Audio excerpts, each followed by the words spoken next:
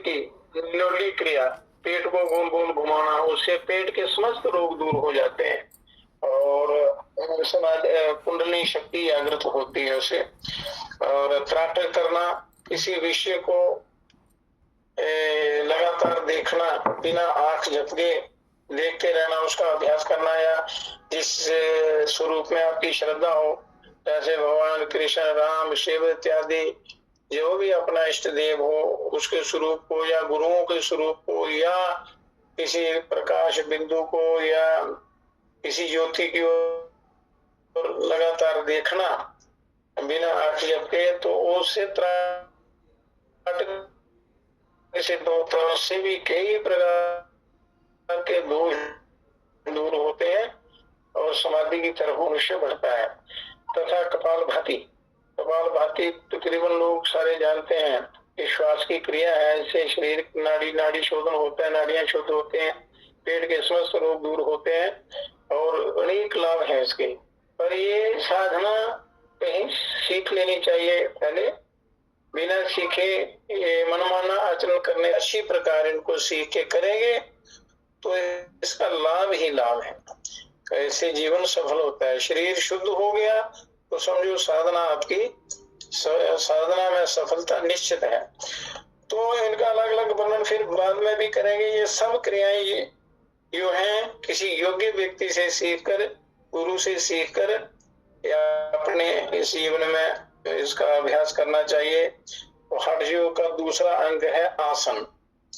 तो आसनों से क्या फायदा होता है? आसनों के अभ्यास से शरीर दृढ़ और मन स्थिर होता है, शरीर के रोग दूर होते हैं। आसने नरुजो हंती, आसनों से बीमारियां दूर होती हैं, शरीर में दृढ़ता आती है और इसलिए उसका नाम आसन है। जगत में जितनी जोड़ियां हैं, 84 लाख जोड़ियां हैं, उतने ही प्रकार के आसन हैं, पर मनुष्य को जितनी आवश्यकता हो उतने तो अपने कल्याण के लिए करनी चाहिए। तो भगवान महादेव ने 84 लाख आसनों का वर्णन किया है, उनमें 84 आसन मुख्य हैं। 84 लाख में 84 आसन मुख्य हैं। उनमें भी 33 मृत्यु लोक में मंगलजनक है। 84 में से 33 आसन जो है वो मृत्यु लोक के लिए लाभदायक है। 33 आसनों के नाम हैं। 33 जो आसन मनुष्य उनमें से जिसके लिए जो उपयुक्त हो वो कर सकता है। उसमें है सिद्धासन है, स्वस्तिक आसन है, पद्मासन है, बद्ध पद्मासन है, भद्रासन है, मुक्तासन है, वज्रासन है, सिंहासन है, गोमुखासन है, वीरासन है, धनुरासन है, मृतासन है, गुप्तासन, मत्स्यासन, मत्स्येंद्रासन, गोरक्षासन, पश्चिमोत्थानासन, उत्कटा आसन, संकटासन, मयूरासन, कुकुटासन, कूर्मासन, उतान कूर्मासन, उतान मंडूकासन, वृक्षासन, मंडूकासन, गरुड़ासन, वृषासन और शलभासन, मकरासन, उष्ट्रासन, भुजंगासन और योगासन। उनमें भी हठ योग दीपिका में प्रधान आसन 4 और सर्वश्रेष्ठ सिद्धासन माना जाता है। इन 33 आसनों में भी 4 आसन प्रधान है और उन चारों में भी एक आसन सिद्धासन जो है वो सर्वश्रेष्ठ माना है। सिद्धम पद्मम तथा सिंहम भद्रं चेति चतुष्टयम श्रेष्ठम तत्रापि च सुखे तिष्ठेति।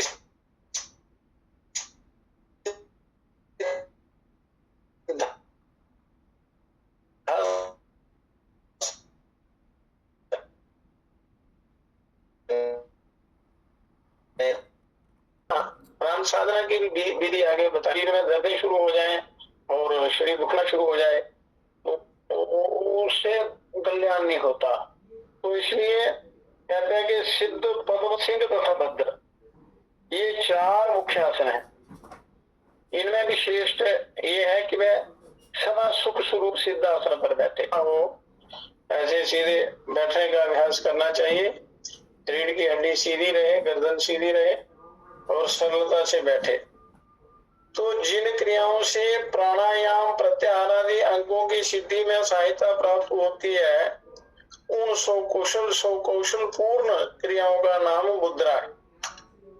मुद्राएं जो है जिनसे योग में बड़ी सहायता मिलती है और शरीर को जो सरल रखने में सहायता देती हैं, वो मुद्राएं हैं। तो उनमें मुख्य मुद्राओं के नाम हैं, मुद्राएं तो अनेक हैं, पर उनमें जो मेन मुख्य मुद्राएं हैं वो है महामुद्रा, नवो मुद्रा, उड्डयन मुद्रा, जालंधर बंद, मूल बंद, महाबंद, महाभेद, खेचरी, विपरीत करनी, योनि मुद्रा, वज्रोली मुद्रा, शक्ति चारणी मुद्रा, तड़ागी मुद्रा, मंडूकी मुद्रा, शांभवी मुद्रा, पंचधारणा, अश्विनी, पाशनी, काकी, मतंगी और भुजंगनी। तो इनका अलग अलग वर्णन करेंगे कल से। इतनी मुद्राएं हैं, वो कौन सी मुद्रा से क्या लाभ होता है और कब करनी चाहिए, किसको करनी चाहिए, तो ये मुद्राएं, इनको वर्णन कल करेंगे, आज खाली समझाएंगे। आसनों और मुद्राओं का विशेष निरूपण स्थान अभाव से, क्योंकि पुस्तकों में थोड़ा विवरण ज्यादा हो जाता है। अब क्या है कि पहले इसको सुनना है, समझना है, उसके महत्व को समझना है, फिर धीरे धीरे उसको कल प्रैक्टिकली कल से शुरू करेंगे उसको बताना। तो उसके बाद प्राणायाम का आता है। तो प्राणायाम तीन प्रकार का है। मुद्राएं इतने बताई, अब प्राणायाम का वर्णन आता है।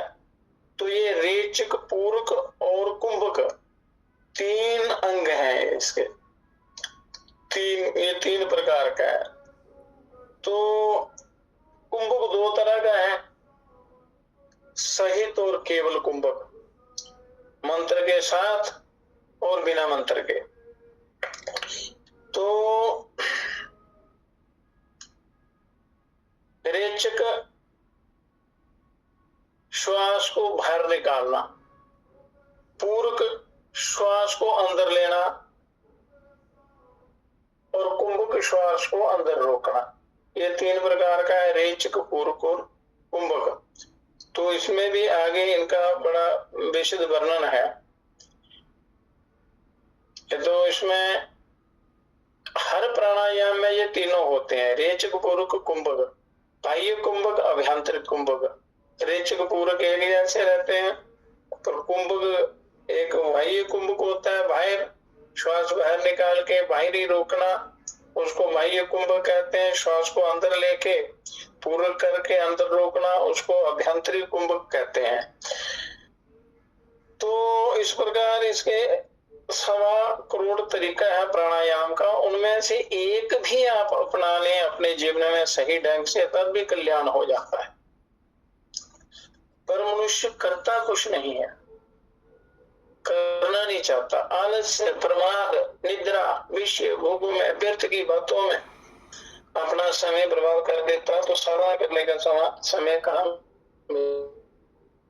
मिलेगा इसको? तो इसलिए इसका बार बार जन्म मरण होता है और अल्प आयु में ही अपना ये शरीर छोड़ देता है। जिसके लिए ये शरीर मिला है वो ये ऐसे ही चला जाता है, अज्ञानता के कारण चला जाता है। शास्त्रों में तो बड़ा ज्ञान है, आप करोड़ों वर्ष जी सकते हैं योग विद्या के द्वारा, तो ईश्वर को प्राप्त कर सकते हैं, पर योग का नाम भी नहीं लेते। साधना करना तो दूर, योग की तरफ जिज्ञासा होना भी बहुत बड़ी बात है। योग जिज्ञासु भी इस संसार सागर से तर जाता है, तो इसलिए पहले जिज्ञासा का होना बड़ा आवश्यक होता है। और जो साधना करते हैं उनका तो कहना ही क्या है। अब आगे ये अष्टांग योग का वर्णन हुआ, अब आगे राज योग का वर्णन करते हैं। राज योग के 16 अंग हैं। भक्ति शास्त्र तथा शेद दर्शन जो हैं, दर्शनों के अनुसार राज योग के 7 अंग हैं। ये सब विचार प्रधान है। राज योग क्या है? विचार प्रधान है। अष्टांग योग जो है वो क्रिया प्रधान है, राज योग विचार प्रधान है। धारणा के दो अंग हैं, प्रकृति की धारणा और ब्रह्म धारणा।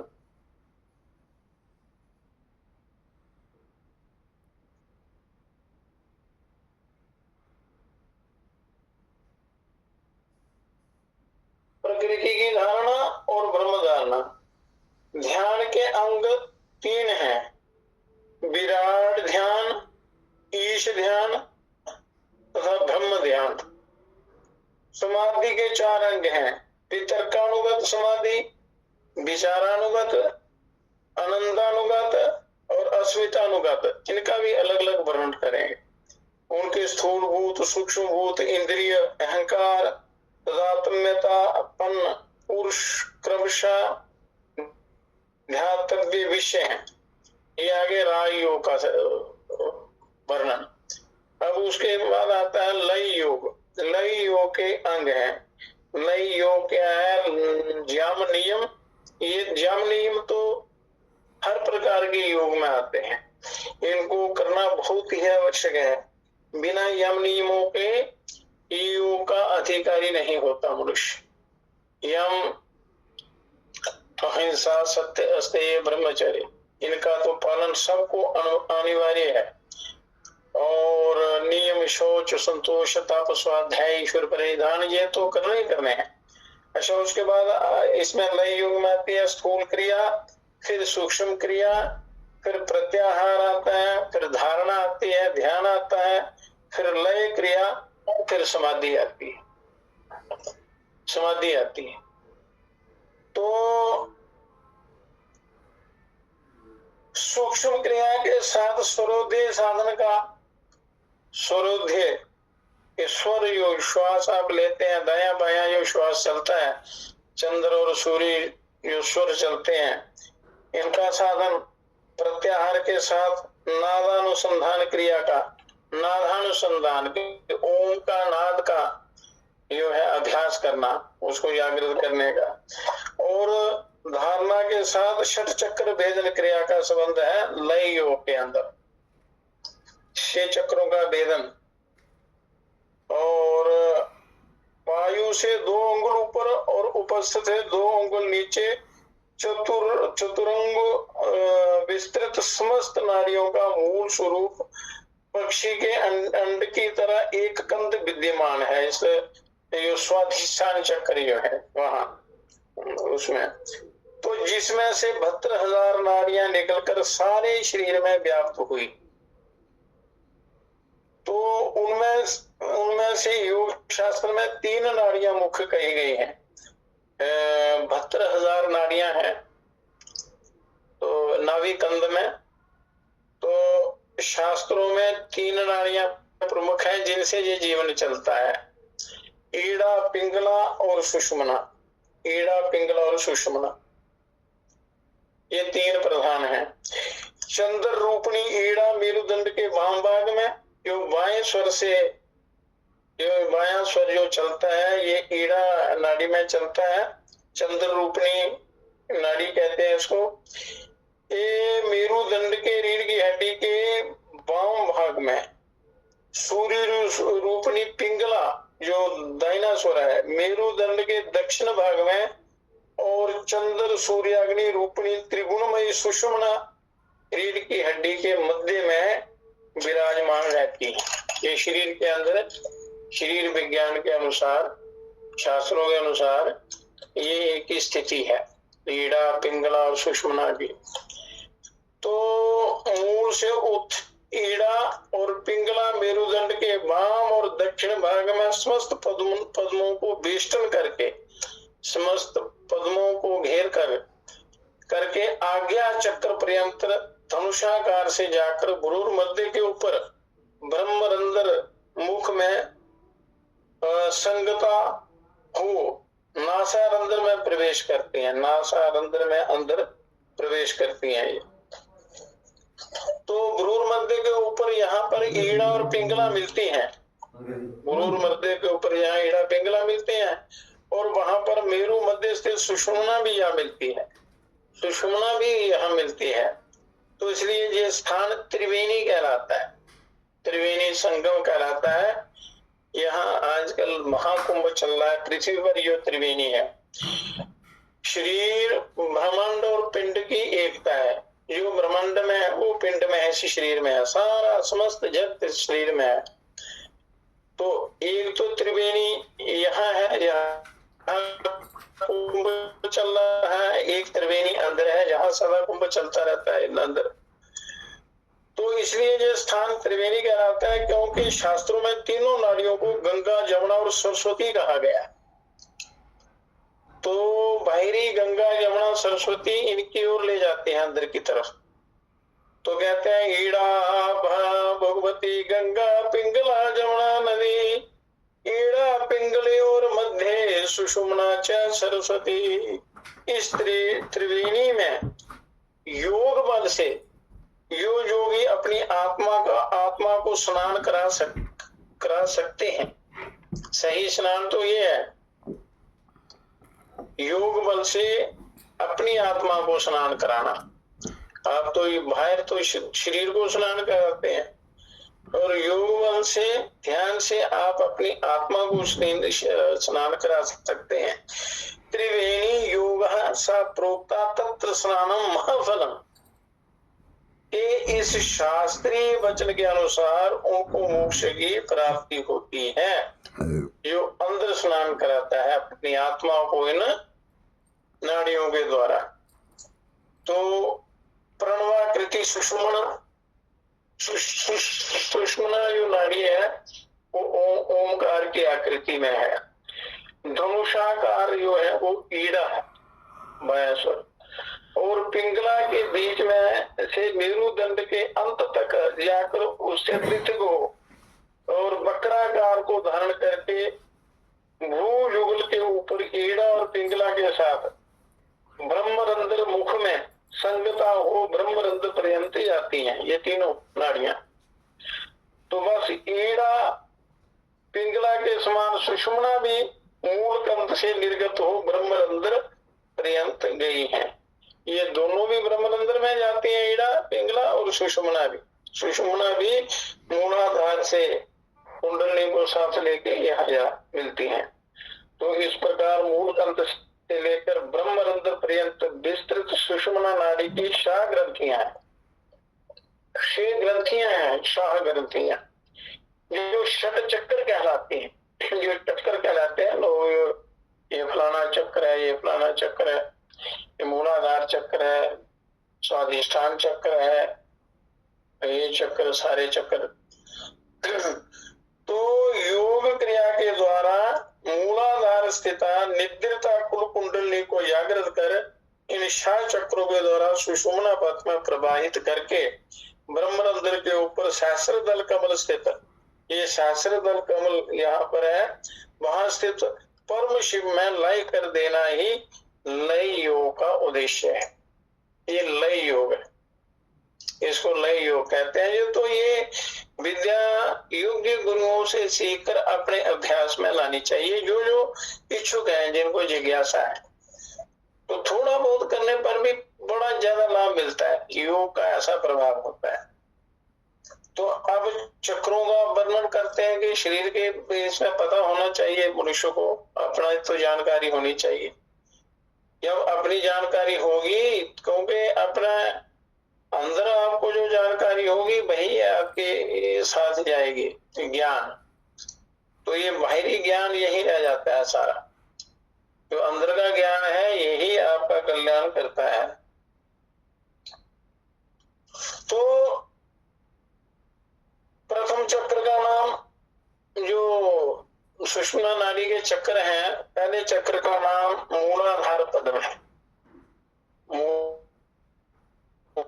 स्वादिष्ठान नाभि के साथ नीचे स्वादिष्ठान है, स्वादिष्ठान के नीचे मूलाधार है, और वह गुदा के ऊपर और उपस्थ के नीचे सुषुम्ना के मुख में संलग्न है। कंद और सुषुम्ना के संधि स्थल में इनकी स्थिति है, और इनके क्षम संग ये चार दल हैं, चार दल हैं कमल के, जो कमल के आकार के हैं, इसलिए इनको कमल की वो नाम दिया गया है। इसका रक्त वर्ण है और इस चक्र की अधिष्ठात्री देवी डाकनी है। इन चक्रों की अधिष्ठात्री देवी हम ही होती, तो मूलाधार चक्र की डाकनी शक्ति है अधिष्ठात्री देवी। तो आधार पद्म की कर्णेंद्रों के गह्वर में वज्रा नाड़ी के मुख में त्रिपुर सुंदरी का निवास स्थान एक त्रिकोण शक्ति पीठ है यहाँ मूलाधार में। वह काम रूप कोमल और विद्युत के समान तेज पुंज है। वो इतना कोमल और इतना तेज से युक्त है, इसका वर्णन नहीं कर सकते। करोड़ों चंद्रमाओं, करोड़ों बिजलियों, करोड़ों सूर्यों के समान वहां वो तेज है। तो उनमें कंदर्प नामक वायु का निवास है। शरीर के अंदर जो वायु हैं, अलग अलग वायु हैं, तो मूलाधार में कंदर्प नाम का वायु निवास करता है। और वह वायु जीव धारक बंधु जीव पुष्प के समान, बंधु जीव पुष्प है एक, उसके समान विशेष रक्त वर्ण तथा करोड़ों सूर्यों के समान प्रभाव प्रकाश वाली है, प्रकाशशाली है, प्रकाश से युक्त है। और उस त्रिकोण शक्ति पीठ में स्वयंभू लिंग विराजमान है।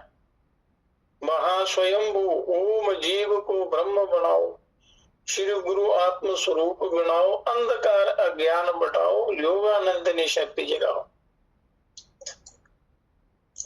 स्वयं भूलिंग को बैठी घेरे, ब्रह्मामृत पी जाए सवेरे, अंतर में युग युग से सोई, श्री कुंडलनी शक्ति जगाओ। वहां वो स्वयंभू लिंग विराजमान है जो पश्चिम मुख तप्त कांचन तुल्य कोमल ज्ञान और ध्यान का प्रकाशक है। कांचन तुल्य कोमल ज्ञान और ध्यान का प्रकाशक है। और इस स्वयंभू लिंग के ऊपर मृणाल, मृणाल कहते हैं कमल की नाल को, कमल की डंडी के तंतु के समान सूक्ष्म शंख बेष्टन युक्त और 3.5 लपेटों के आकार की, 3.5 वल्य के आकार की सर्प तुल्य कुंडलाकृति, कुंडल के आकार की नवीन विद्युन्माला के समान प्रकाशशालिनी और कुल कुंडलनी निज मुख से उस शंभुलिंग के मुख को आवृत करके निद्रता रहती है, उसको घेर कर बैठी हुई उस प्रकाश स्वयंभू लिंग को।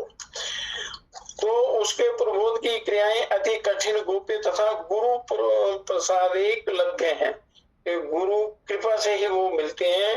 गुरुओं की कृपा हो तो वो साधन मिल जाता है, वो मार्गदर्शन कर देते हैं, कृपा कर देते हैं, तो कुल कुंडली तब जाकर जागृत होती हैं। तो वो वहां निवास करते हैं। यही जगजननी जगदम्बा कुंडली के रूप में वो सबके अंदर वहां विराजमान। अब यह है मूलाधार चक्र। अब उसके बाद आता है दूसरा चक्र। दूसरे चक्र का नाम स्वाधिष्ठान चक्र है। इसकी स्थिति लिंग मूल में है। भम भम मंग यंग रंग लंग, ये शाह वर्ण उसके दल हैं और इसका रक्त वर्ण है। उसमें बालक्ष्य सिद्धि की स्थिति है और अधिष्ठात्री देवी राकनी है। पहले की डाकनी है, दूसरे चक्र की अधिष्ठात्री देवी राकनी है। और तृतीय चक्र है मणिपुर नामक चक्र है, जो नाभि में है, स्थित है, जो नाभि मूल में है। और डंग ढंग नंग तंग थंग गंग धंग नंग पंग फंग, ये 10 स्वर्णमय वर्ण जिसके 10 दल रूप से शोभायमान है।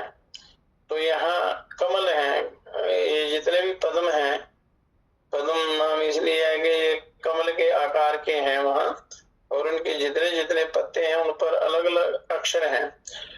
तो ये शोभायमान है, 10 दल रूप से शोभायमान है। और यहाँ रुद्राक्ष सिद्ध लिंग सब प्रकार के मंगलों को दान कर रहे हैं। और वहां परम धार्मिक लाकनी देवी विराजमान है। तो जितने भी वेद शास्त्र सब अंदर से निकलते हैं, ये सारे अक्षर जितने भी हैं अंदर हैं, इस सुषुम्ना नाड़ी में जो चक्कर है, इनमें सारा सारा ज्ञान, सारे शास्त्र, सारी विद्याएं वहां भरी हुई हैं। अब चौथा दल आता है, चतुर्थ चक्र आता है, हृदय स्थित चक्र का नाम अनाहत चक्र है। जो हृदय में स्थित यहाँ पर जो ये चक्र है हृदय में, ये अनाहत चक्र कहते हैं इसको। इसके कंग खंग गंग घंग चंग शंग जंग झंग यम टंग ठंग, ये 12 वर्ण युक्त अति रक्त वर्ण इसके 12 दल है, 12 दल है। हृदय अति प्रसन्न स्थान है, हृदय जो है अति प्रसन्न स्थान है। और इस अनाहत पद में परम तेजस्वी रक्त वर्ण बाण लिंग का अधिष्ठान है। बाण लिंग है सदाशिव के रूप, जिसका ध्यान करने से यह लोक और परलोक में शुभ फल की प्राप्ति हुआ करती है। और हृदय में ध्यान बड़ा जल्दी लगता है और इसमें सफलता भी बड़ी जल्दी मिलती है। दूसरे पिनाकी नामक सिद्ध लिंग और काकनी नामक अधिष्ठात्री देवी वहां स्थित है यह हृदय में। तो पंचम पदम का स्थान कंठ है, ये कंठ पंचमा पदम, और इसका नाम विशुद्ध चक्र है और उसका रंग सुंदर स्वर्ण की तरह है, सोने की तरह है। और अंग आंग इन इन ऊं ऊं रिंग रिंग रिंग रिंग एंग एंग ओं ओं अंग आ, इन खोडिश वर्ण सुशोभित उसके खोडिश दल है, 16 दल है। इस पद में शगलांड नामक सिद्ध लिंग है और शाकनी नामक देवी की स्थिति है। शाकनी नाम की योगिनी यहाँ देवी रहती है। भ्रूर के मध्य में आज्ञा पद्म छठा चक्र है, ये भ्रूर मध्य आज्ञा चक्र है और ये शुभ्र वर्ण है। और हंग शंग युक्त, हंग शंग 2 अक्षर हैं, इसके 2 दल हैं। और शुक्ल नाम के महाकाल इस पद्म के सिद्ध लिंग हैं। और हाकनी नामनी महाशक्ति इस चक्र की अधिष्ठात्री देवी। ध्यान करने से, जब आप ध्यान करेंगे गुरुओं से इसका विधि सीख कर ध्यान करेंगे, तो ये सारे चक्र क्रियाशील हो जाते हैं, एक्टिवेट हो जाते हैं और कई नए प्रकार के लाभ, अनंत आनंद की प्राप्ति होती है। बड़े अनंत अनुभव होते हैं, ईश्वर की कृपा होती है। तो इस द्विदल पद्म के ऊपर ब्रह्मरंध्र यहाँ ही ईड़ा, पिंगला और सुषुम्ना संगम स्थान तीर्थराज प्रयाग है। तीर्थराज प्रयाग है, तीर्थों का राजा प्रयागराज है। तो ये इस शरीर में यहाँ ब्रह्मरंध्र में ये तीनों नाड़ियां मिलती हैं, तीनों नदियां मिलती हैं।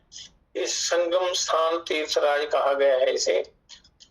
तो इसमें स्नान करने से तत्क्षण साधक मुक्ति पद को प्राप्त होता है। अगर इसमें स्नान आप कर लें तो तत्काल मुक्ति को प्राप्त हो जाए, इसमें कोई संशय नहीं है। तो ब्रह्मरंध्र के ऊपर सहस्रधर कमल स्थित है, उस स्थान का नाम कैलाश है। और वहां देवादिदेव महादेव सदा विराजमान है और वही परमेश्वर नामक परम शिव है, महेश्वर नामक परम शिव है यहाँ पूर्व में। और उनको नकुल भी कहते हैं और वह नित्य विलासी है और उसकी क्षय और वृद्धि कदापि नहीं होती, उसका ना नाश होता है ना वृद्धि होती। वह सदा एक रूप ही है, एक रस एक रूप, अनंत असीम अखंड वो रहते हैं। और इस सहस्रधर कमल में जो साधक अपनी चित्त वृत्ति को निश्चल रूप से लीन करता है, अभ्यास करता है, ध्यान करता है, साधना करता है, वह अखंड ज्ञान रूपी निरंजन परमात्मा की स्वरूपता को लाभ कर लेता है, ईश्वर को प्राप्त कर लेता है, अर्थात मुक्त हो जाता है। और इस सहस्रदल पद्म से निर्गत पीयूष धारा को जो जोगी निरंतर पान करता है, तो अमृत धारा को जो मनुष्य पीता है ध्यान में, वह अपनी मृत्यु को मारकर पुनर्जय द्वारा चिरंजीवी हो जाता है। अपनी मृत्यु को मारकर अकाल मृत्यु को दूर करके चिरंजीवी हो जाता है। तो इसी सहस्त्रदल कमल में कुल रूपा कुंडली शक्ति का लय होने पर, कुल रूपा कुंडली शक्ति जो है उसका लय होने पर चतुर्विध सृष्टि का भी परमात्मा में लय हो जाता है। ये 4 प्रकार की जो सृष्टि है इसका भी परमात्मा में लय हो जाता है। मूलाधार में जो 4 दलों का पद्म है, इस अवस्था में वहां की कुंडली शक्ति निश्चय करके अपने स्थान को त्याग कर देती है। क्रमशः कुंडली षट चक्र भेदन द्वारा सारे चक्रों का भेदन करती हुई सहस्त्रदल पद्म में जाकर लय को प्राप्त हो जाती है, सदाशिव में मिल जाती है और वहां शिव शक्ति संयोग रूप मुक्ति क्रिया कहलाती है। ये तो इस अवस्था में वह योगी अखंड ज्ञान रूपी निरंजन परमात्मा के स्वरूप को प्राप्त करके मुक्त हो जाता है। तो ये लय योग का तरीका है। तो लय योग के दर्शित अलौकिक रहस्य विज्ञान के लिए ही नहीं, मंत्र दृष्टा ऋषि भी कितने लालायित और उत्कंठित रहा करते थे। इसका पता अनु निर्दिष्ट मंत्र के अवलोकन से चलता है। जो मंत्र आप बोलेंगे इस मंत्र से चलता है। का त्रिचक्र त्रिवृतो रथस्य क्वात्रयो बंधुरो ये सनीलाः का कदा योगो भाजिनो राजभस्य येन यज्ञं न सत्योपाय था। एरिक संहिता मंडल में ये सारे मंडल 1 में सूक्त 34 मंत्र 9 में ये वहां ज्ञान लिखा हुआ है। अर्थात शांदोग्यो प्रतिपादित सृष्टि के अनुसार अग्नि जल पृथ्वी इन 3 भूतों का कार्य शरीर है। अग्नि जल और पृथ्वी इन 3 भूतों का कार्य शरीर है। रथ नामम शरीरम रथमेव ध्यान करते हैं। तो अब मैं पूर्ण रूप जगदीश्वर की कृति है। वेद जो है पूर्ण पुरुष जगदीश्वर की कृति है, उनके द्वारा बनाए गए हैं, ईश्वर के द्वारा। उनमें आध्यात्मिक आदि देविक आदि भौतिक तीनों भाव रहते हैं वेदों में, क्योंकि कार्य कारण के अनुरूप ही होता है। कार्य जो है वो कारण के अनुसार ही होता है। जब वेद के रचयिता प्रभु में क्रमशः ब्रह्म ईश तथा विराट ये पूर्वोक्त 3 भाव हैं, तब कृति वेद में भी क्यों ना होंगे। इसलिए ईश्वर से प्रार्थना करनी चाहिए कि हे प्रभु आप हमें वो दिव्य ज्ञान दें जिसकी कृपा से हम आपके रहस्य को जान पाए, अपना कल्याण कर सके।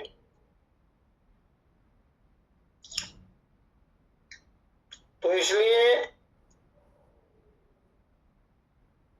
हिंदू सहारामम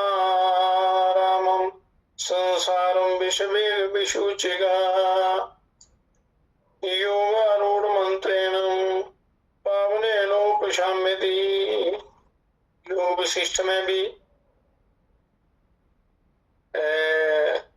वशिष्ठ और राम जी के संवाद में कहते हैं वशिष्ठ जी के हे राम, इस संसार रूपी विष के वेग की वेदना बड़ी दुस्सह है। ये संसार रूपी विष जो है, ये विषयों का जो विष है, संसार रूपी विष जो है, इसकी जो वेदना है, इसका जो कष्ट है, बड़ा असहनीय है, बड़ा दुस्सह है। ये पावन योगारूढ़ मंत्र से ही शांत होती है। ये संसार की जो वेदना है, संसार रूपी दुख जो है, ये योगारूढ़ मंत्र से, मतलब योग से ही, योग के द्वारा ही इससे मनुष्य पार पा सकता है, अपना उद्धार कर सकता है, अपना कल्याण कर सकता है। तो योग का वर्णन कल करेंगे, पर इसमें योग में एक आती है प्राण विद्या। तो प्राण विद्या क्या है? प्राण को कैसे जीतना है, क्योंकि प्राण है तो ये जीवन है, प्राण निकल गए तो ये सब बेकार हो जाता है। तो अपने रहते रहते अपनी इस प्राण विद्या को, प्राण साधना को कैसे अपने जीवन में उतारना है, कैसे इससे लाभ लेना है, तो इसका प्राण की उपासना जो है, ये इसकी कथा कल करेंगे। आज का विषय इतना ही ठीक है। तो वो कल का विषय रहेगा प्राण की उपासना। और जो जिन योगों का वर्णन किया है उनका थोड़ा विस्तार से थोड़ा थोड़ा ज्ञान, और जो मेन शरीर के अंदर प्राण है, उस प्राण के द्वारा कैसे हमने उस आत्म लाभ को प्राप्त करना है, तो उस ज्ञान को, ईश्वर को कैसे प्राप्त करना है, कैसे साधना करनी है, कैसे जीवन सफल बनाना है, उस प्राण साधना की क्रिया जो है वो कल बताएंगे। आज का सत्संग यही समाप्त करते हैं भजन के साथ।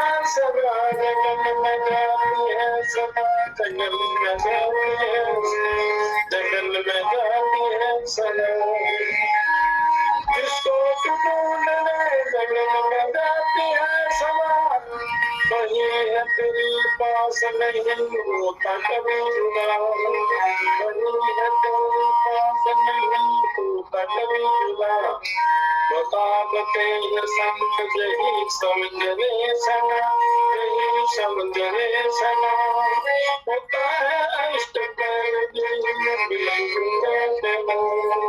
सोहम सोहम सोहम सदा दूरी मना सदा दूरी मना होता है अष्ट कर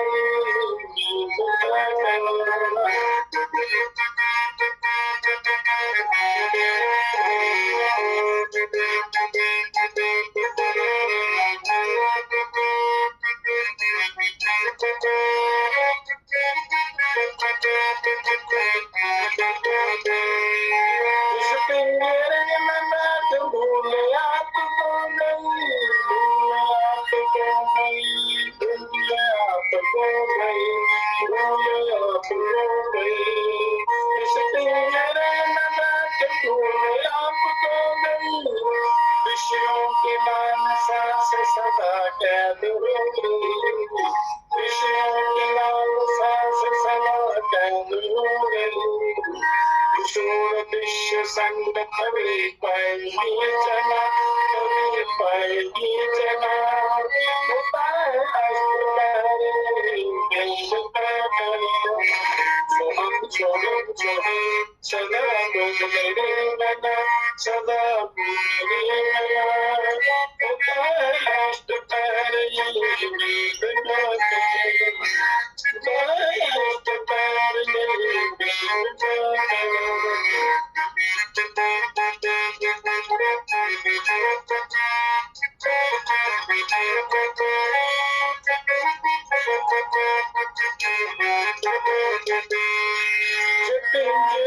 पुराना तेरा होते जाते हैं पुराना होते जाते हैं पुराना होते जाते हैं पुराना होते जाते हैं लेकिन मेरा पुराना तेरा होते जाते हैं दिन 4-5 घड़ी पल की बात है दिन 4-5 घड़ी पल की बात है ब्रह्मानंद तेरे संग ये सदा नहीं रहना ब्रह्मानंद तेरे संग सदा नहीं रहना होता है अष्ट सोहम सोहम सोहम सदा बोली मैना सदा बोली मैना होता है अष्ट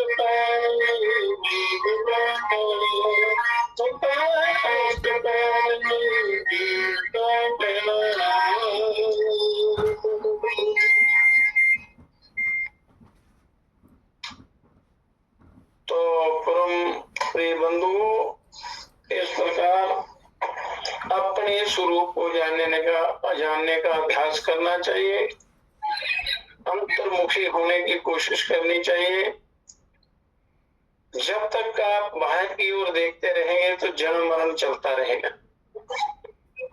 और आप जब भी अपने अंदर देखने की कोशिश करेंगे अपना कल्याण चाहेंगे तो परमानंद की अनुभूति होगी कल्याण हो जाएगा तो जब जागो तभी सवेरा जब ज्ञान हो जाए तो समझो मेरा जीवन वहीं से शुरू हुआ है तो मौका नहीं जाने देना है जीवन का पल 2 पल भी बहुत महत्व का होता है तो आपके पास तो बहुत समय परमात्मा ने दिया है तो एक पल का भी भरोसा ना करते हुए साधना से पीछे नहीं हटना चाहिए उपरत नहीं होना चाहिए उसकी तरफ आप अग्रसर होना चाहिए अपना जीवन सफल बनाना कहीं से कैसे भी ज्ञान प्राप्त हो वो प्राप्त ज्ञान से बढ़कर कल्याण करने वाली कोई चीज नहीं है तो ज्ञान का क्रियात्मक रूप ये योग है साधना जो बताई है तो उससे ज्ञान होगा तभी साधना कर पाएंगे साधना होगी तो ज्ञान सफल होगा आपका नहीं तो ये एक दूसरे के बिना कोई पूर्ण साधना नहीं होती ज्ञान के बिना योग नहीं योग के बिना ज्ञान नहीं तो इसलिए ज्ञान योग जो है ज्ञान और योग इनको मिश्रित करके आपने अपना जीवन आगे ले जाना इसलिए बाकी जो सत्संग है कथा कल करेंगे आज का संग यहीं समाप्त